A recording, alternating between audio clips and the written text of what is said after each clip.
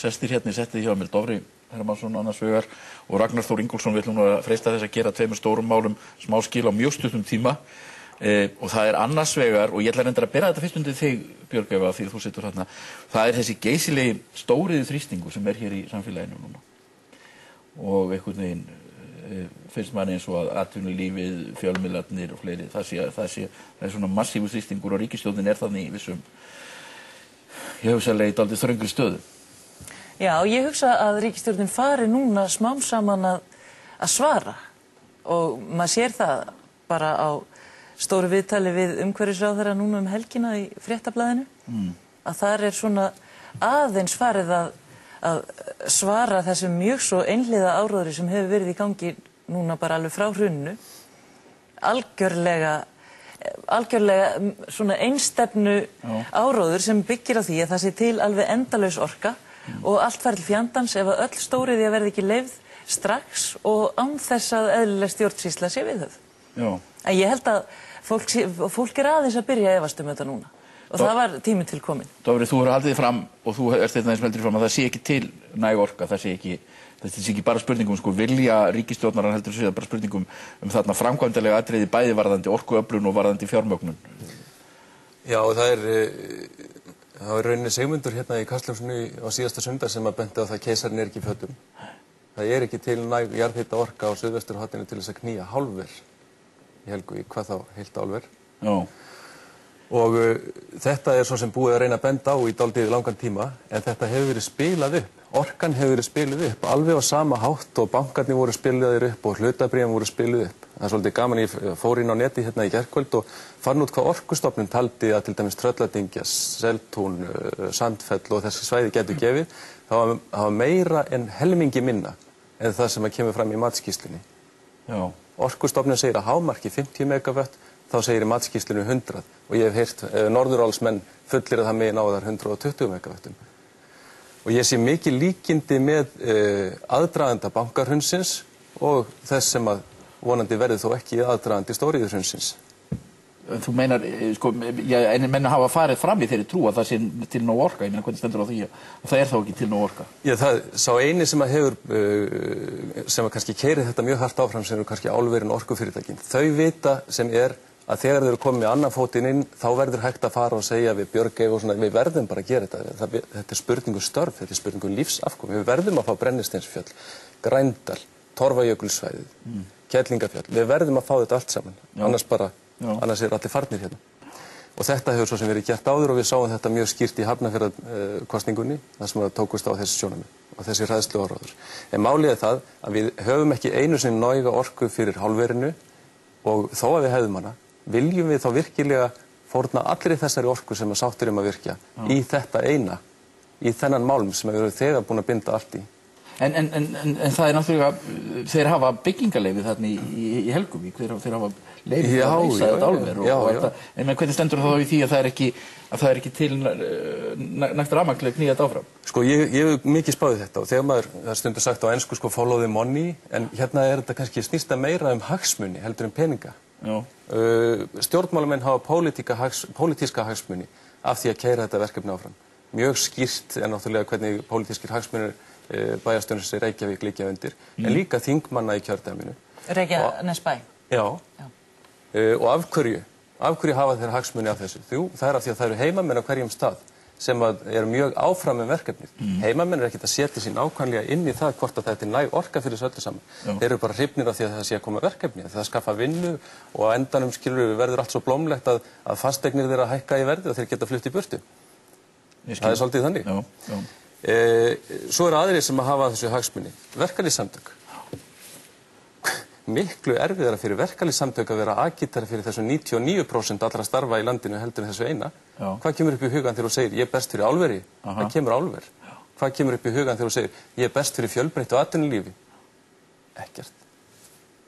En nú hefur til dæmis Orkuveita Reykjavíkur sagt að umhverfisráðherra sé beinlínis að bregða fæti fyrir þessi áform. Það er leikurinn Svarti-Pétur. Í fyrradag þá var haft eftir Hjörleifi í Orkuveitunni að þeir biðu eftir láninni frá Evrópska fjárfestingarbankanum. Ef þeir fá það, sem þeir auðvitað vona og biðu til Guðs að þeir fái, þá ætla þeir að klára Hellisheiðarvirkjun. það dugar til þess að framleiða orku sem eru búin að semja við Norðurál og Norðurál kaupi hvort sem að verður byggt í Helguvík eða ekki. Það verður þá notað upp á Grundartanga.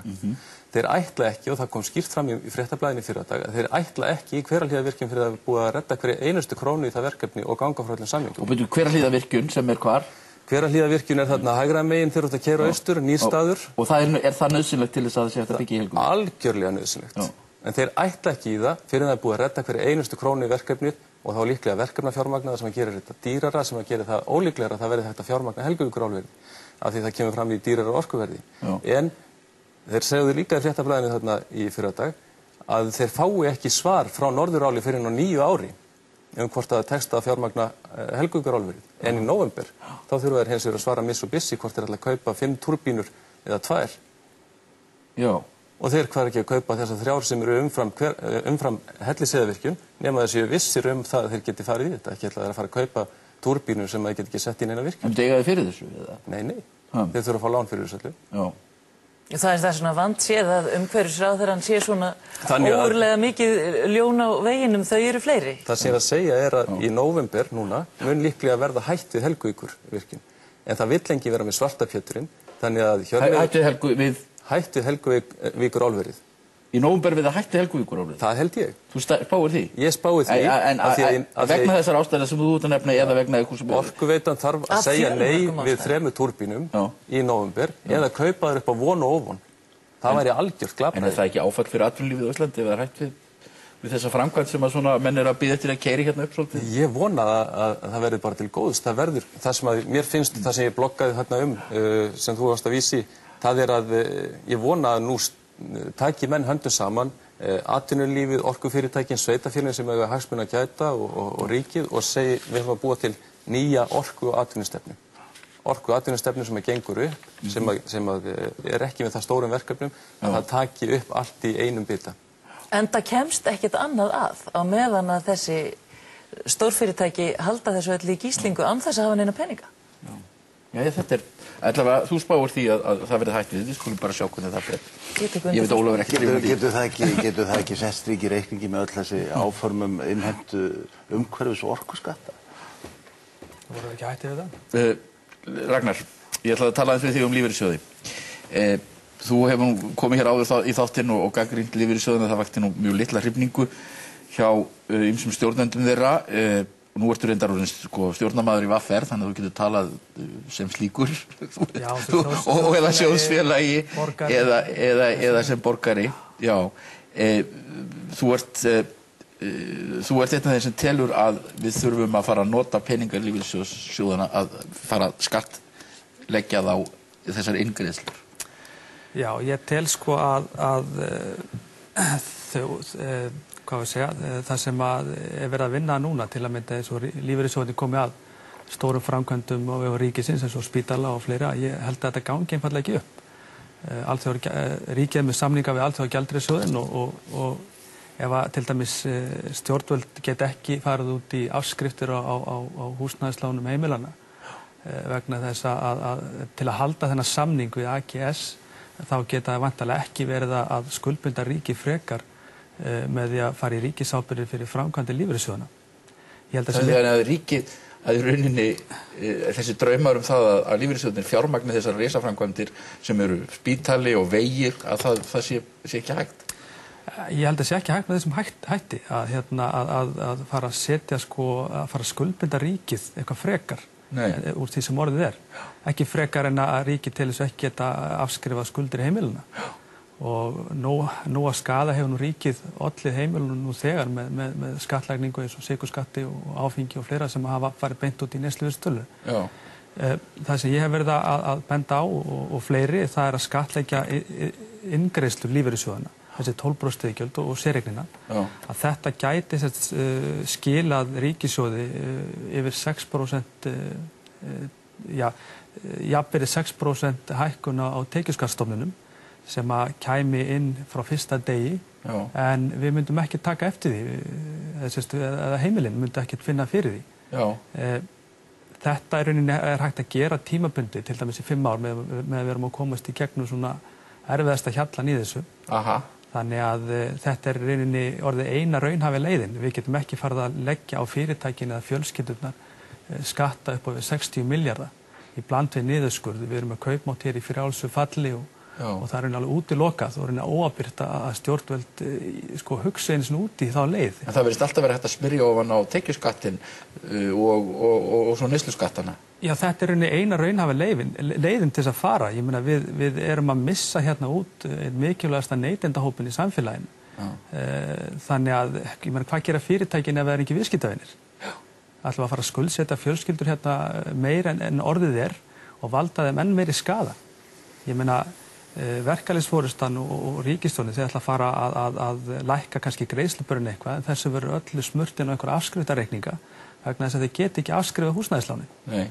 Þessi úrræði eru bara til háboruna skammar og þetta er ein hugmynd af hugsanlega mörgum til þess að koma rauninni heimilónum og bara þjóðarbúinu til bjargar.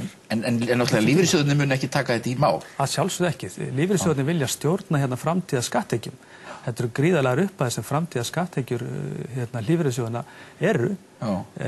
Ég finnst að benda á það að raunávöxtun lífeyrissjóðina síðustu 10 árin hafa verið rétt inn á 3% en bundnir innlánsreikningar þriggja stærstu bankana hafa verið tæplega 6%. Þannig að innlánsreikningar bankana voru að skila 100% betri ávöxtun heldur en lífeyrissjóðirnir. Þannig að þeir eru ekkert að geyma alla þessa peninga sem þeir fá frá okkur neitt sérstaklega vel. Já, til hvers að vera að geyma þessa skattekju til 30-40 ára ef að lífeyrissjóðirnir eru ekki standað sig betur en þetta.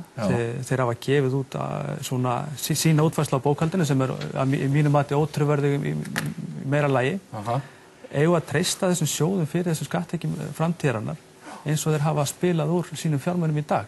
Við sjáum það að ríki er að borga 5,5% vexti af ISAFE og er að geyma skattekjurnar á innan við 3% hjá lífeyrissjóðunum. Þetta nær ekki nokkur átt og þetta er hugmynd sem að bæði lífeyrissjóðunir og ríkið verða bara að fara að skoða einhver alvöru ef að fer ekki allt hérna á annan endan í samfélaginu. En þeir eru eins og þú segir, þeir eru ríkin og lífeyrissjóðunir. Já, ég meina ríkið er að díla við Bretland, Hollendinga, AGS og lífeyrissjóðina. Lífeyrissjóðina neituðu á sínum tíma að koma að uppbyggingu Íslands ef þeir ekki farið að þeirra kröfum uppgjör gjaldmiðla samninga og skuldajöfnum þeirra við tap á skuldabréfum lífeyrissjóðina í bönkunum en þeir bökkuðu nú út úr því að sama skapi þá vilja ekki koma vegaframkvæmdunum að hafa vegatoll og svo framvegis. Ríkið er að díla við ríki og það er engin, þetta er bara einn aðilinn af mörgum sem stjórnvöld er að fást við í dag og við sem eigum þessa peninga, sjóðsfélagar, höfum akkurat ekkert um málinu að segja. Nei, en þú telur að þarna séu peningar sem að þarna sé smuga á því að létta svona byrðarnar af fólki eins og þeir núna. Þessi peningar eru að koma inn í lífeyrissjóðina hverjum einasta degi og hverjum einasta mánaðamót og þetta eru peningar sem eru komnir inn í hagkerfið og það er glórulaust að ætla að fara að binda þá þar og sjóðirnir get ekki komið okkur til bjarga þegar svo illa árar ef með hreint ólíkindum. Ragnar, þakka þér fyrir og ykkur öllum fyrir að vera í þessum þætti. Ég ætla að tala hér rétt á eftir við Friðrik G. Friðriksson.